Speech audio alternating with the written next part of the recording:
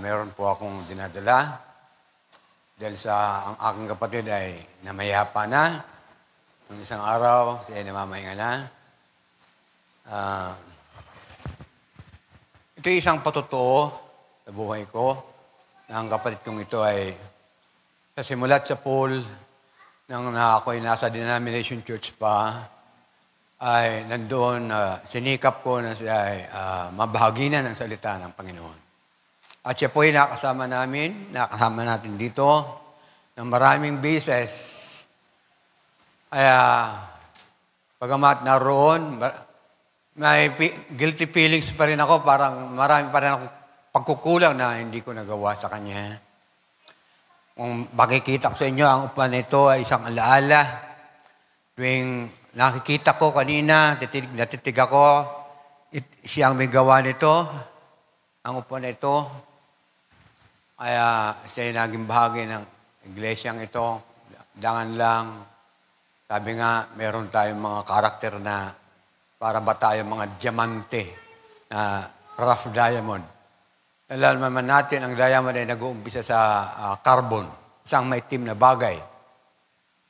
Kaya, kung ano man ang kalagayan, espiritual na kalagayan ng aking kapatid, nais kong samantalin sa pagkataon ito, sa araw na ito, kung paano sinasabi sa pagtitipon ay pumapagit na ang ating Panginoon dahil hindi nawawala sa isip ko, sa puso ko, na siyempre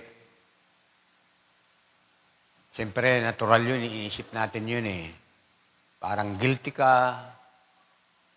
Nanalangin ako ilang kagabi. Panginoon, marami akong pagkukulang. Marami akong bagay na hindi nagawa sa kapatid ko.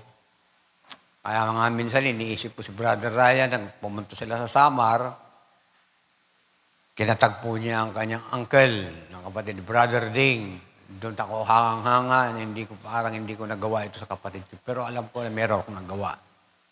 Kaya, nais kong humingi na sana napatawad ako ng Panginoon at magpapatuloy ako maglilingkod sa Kanya.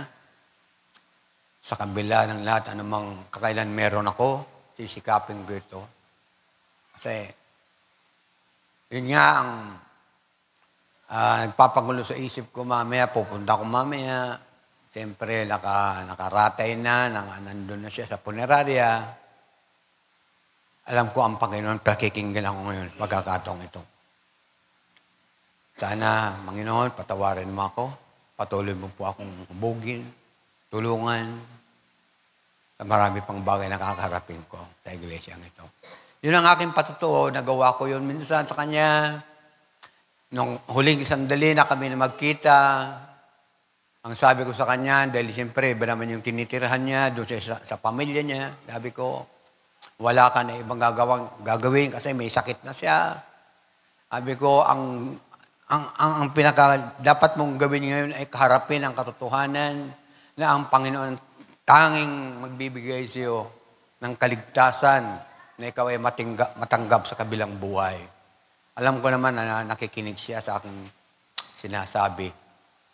Kaya may kalungkutan man sa puso ko, pero hindi malis sa akin yung mga bagay na hindi ko nagawa sa Kanya.